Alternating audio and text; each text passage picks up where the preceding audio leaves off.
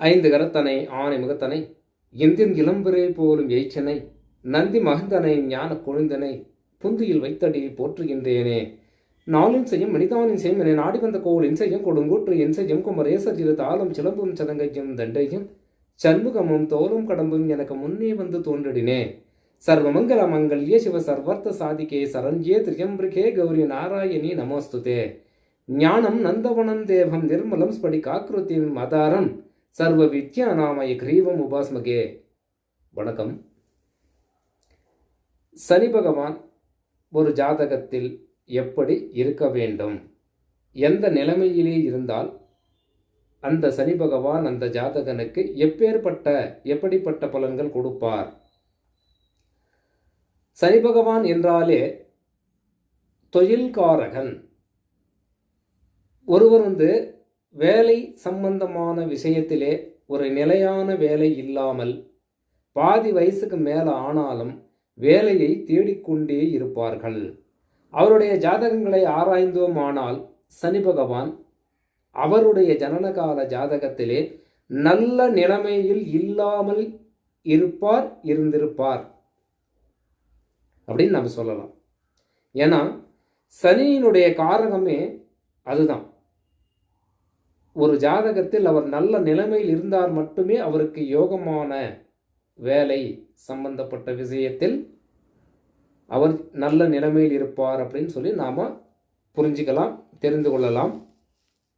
சனி பகவான் 3, 6, 9, 11 ஆகிய இடங்களில் இருந்தால் அந்த ஜாதகனுக்கு தீர்க்க ஆயுள் உண்டு, பண வசதி படைத்தவன், பொருளாதாரத்தோடு ஒரு நல்ல நிலைமையில் இந்த சொசைட்டியில் வாழ்ந்து கொண்டு இருப்பான், நல்ல பேரும் புகழும் இருக்கும். எதிரிகள் என்பதே இந்த ஜாதகனுக்கு கிடையாது. ஏனென்றால் எதிரிகளை வெல்லக்கூடிய ஆற்றலும் சக்தியும் இந்த ஜாதகனுக்கு உண்டு. அதே போல பொருளாதாரம் என்ற விஷயத்திலும் அரசாங்கம் சம்பந்தப்பட்ட விஷயத்திலும் அதிக லாபங்களை கொண்டு வாழ்ந்து வருபவனாக இருக்க வாய்ப்புகள் உண்டு. அதே போல ஒருவருக்கு அவருடைய ஜனனகால ஜாதகத்திலே லக்னத்திற்கு 10ஆம் வீட்டில், லக்னம் எதுவாக இருந்தாலும் லக்னத்திற்கு 10ஆம் வீட்டில் சனி பகவான் இருந்தால் அந்த ஜாதகன் நல்ல தொழிலில் இருக்க வாய்ப்புகள் அதிகம் உண்டு என்று கூறுகிறது. ஏன்னா ஒருவர் நல்ல பேரும் புகழும் இருக்குது, ஒரு உயர்ந்த அந்தஸ்தில் ஒருத்தர் இருக்காரு, அவருக்கு எல்லாமே சகல வசதி வாய்ப்புகளோடு வாழ்ந்து கொண்டிருக்கிறார் அப்படின்னு சொன்னோம்னா அவருடைய ஜாதகத்தை ஆராய்ந்தோமானால் அவர் அந்த ஜாதகத்தில் சனி பகவான் மிக அருமையான நிலையிலே அமர்ந்திருப்பார். அந்த தசாபுத்தி காலகட்டத்திலே இவர் எங்கேயோ போய் இருக்கக்கூடிய அளவிற்கு அந்த ஜாதகனை பதவி என்றாலும் சரி, பேரும் புகழும் என்றாலும் சரி உயர்த்தி விடுவார். யாரு?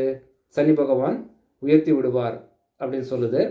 அதே போல களமல்ல நவமாறு லாபா கதிர்மைந்தன், களமல்ல நவமாறு லாபம் 3 கதிர்மைந்தனதில் இருக்க விதியும் தீர்க்கம் தனமுண்டு பிதிர்தோஷம் சத்ரு பங்கம் தரணிதனில் பேர் விளங்கும் அரசன் லாபம் குணமுள்ள கருமத்தில் இருக்க நல்லன் கொற்றவனே வாகனமும் தொழிலும் உள்ளோன் பொணம் போல போகாதே சபையில் கூறு பூதளத்தில் எந்நூலை புகழுவாயே என்றதன் மூலமாக இந்த பாடலிலே மிக சிறப்பாக குறிப்பிடப்பட்டுள்ளது.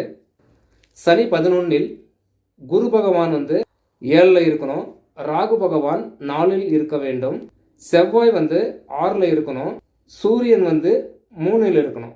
ஒரு ஜாதகத்தில் இந்த நிலைமையில் இருந்தால் எந்த தோஷமும் இந்த ஜாதகனுக்கு இருக்காது, தீர்க்க ஆயுள் இந்த ஜாதகனுக்கு உண்டு.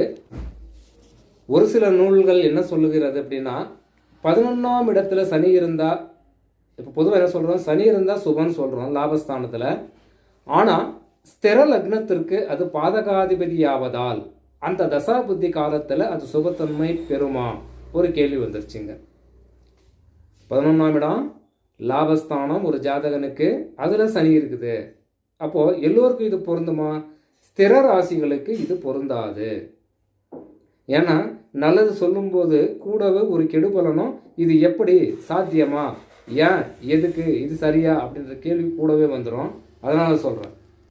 பாரப்பா இன்னும் ஒன்று பகரக்கேளு, பானுமைந்தன் பண்ணொன்றில் அமைந்தவாறும், சீரப்பா சிறந்த குரு சப்தமத்தில் சீறிவரும் கரும்பாம்பு நாளில் ஏற, ஆரப்பா ஆறல் இரு மூன்றதாகும்,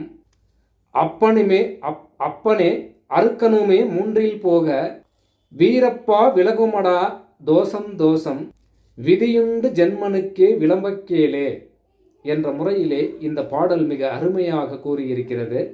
அப்போ இப்போ ஸ்திர லக்னக்காரர்களுக்கு 11ஆம் இடம் பாதகஸ்தானம். இப்போ தொழில்காரங்கனாகிய சனி பகவான் அதில் இருந்தால் அந்த ஜாதகனுக்கு நிலையான ஒரு தொழில் அமையாது. அதன் மூலமாக அந்த ஜாதகனுக்கு சுபப்பலனோ சுபத்தன்மையோ நடக்காது அப்படின்னு சொல்லி இந்த சரம் ஸ்திரம் உபயம் இந்த லக்னங்களில் கணக்கீடுகள் வரும்போது நமக்கு மிக அருமையாக இது விளக்கம் தெரிகிறது. சூடப்பா சரராசியில் ஜனித்த பேருக்கு சுகமில்லை லாபாதிபதியினாலே, ஆடப்பா அகம்பொருளும் நிலமும் சேதம், அப்பனே அரசரிடம் தோஷம் உண்டாம், தேடப்பா திரவியமும் அளித்தாரானால் திறமான அரிட்டமடா தேடமாட்டான், வீடப்பா கோணத்தில் இருக்க நன்று விளம்பினேன் புலிப்பாணி வினையைப்பாரே. இந்த பாடல் மூலமாக தெரிகிறது ஸ்திர லக்னங்களுக்கு 11ஆம் வீட்டதிபதி பாதகஸ்தானம் அந்த தசாபுத்தி காலங்களில் சுபத்தன்மை ஏற்படாது அப்படின்னு சொல்லுது இந்த பாடல் மூலமாக. ஒரு சில ஜாதகங்களுக்கு மேற்கூறிய விஷயத்தில் எதிர்மறையாக நடந்தால், எப்படி இவர் சொல்கிறாரு, எனக்கு 11ல் சனி இருக்கு, எந்த ஸ்திர லக்னம் தான், ஆனால் நான் நல்லா இருக்கனே, ஒன்றும் பிரச்சனை இல்லையே அப்படின்னா ஆயுள் சம்பந்தப்பட்ட விஷயத்திலே கையை வைத்து விடுவார். எப்படி நல்லா இல்லாமல் இருந்து வாழ்க்கை கஷ்டமாக போயின்னு இருக்குது அப்படின்னா அதில் கை வைக்க மாட்டார். எனக்கு எல்லா சுகமும் எல்லா வளமும் நான் நல்லா வாழ்ந்துக்கிட்டு வரேன் அப்படின்னா ஆயுளில் கண்டிப்பாக கையை வச்சிருவார் அப்படின்னு சொல்லி மிக தெளிவாக நமக்கு இந்த பாடலின் மூலமாக தெரிகிறது. எந்த முறையிலே சனி பகவான் எந்த இடங்களில் இருந்தால் நமக்கு சுபம் தரும், லாபங்கள் தரும், இந்த சொசைட்டியில் ஒரு நல்ல அந்தஸ்தில் நல்ல ஒரு நிலைமையில் நாம் வாழணும் அப்படின்னா இவர் ஒரு ஜாதகத்தில் நல்லா இருந்தால் மட்டுமே முடியும், இல்லைன்னா இல்லை. வணக்கம்.